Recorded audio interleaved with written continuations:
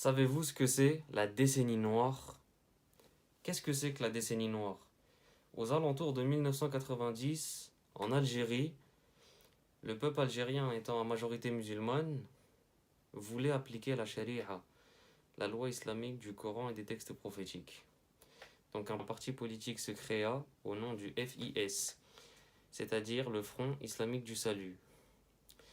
Et donc il y a les élections. Le parti FIS frôle la majorité. Puis vient le deuxième tour des élections. Étant donné qu'en Algérie, c'est l'armée qui commande, l'armée a dit non. L'armée s'est imposée, il n'y aura pas de deuxième tour.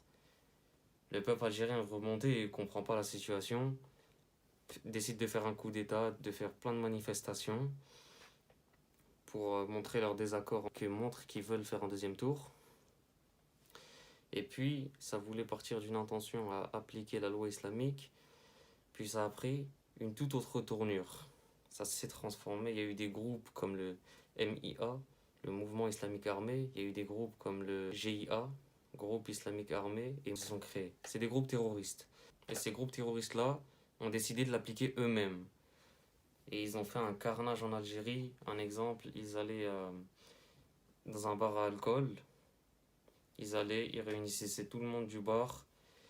Et comme on sacrifie le mouton le jour de l'Aïd, ils le faisaient à des humains.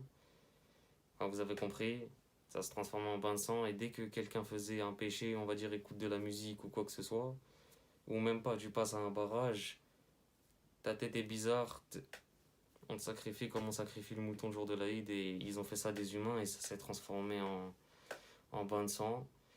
Et vers le début des années 2000, l'Algérie a réussi à vaincre le terrorisme.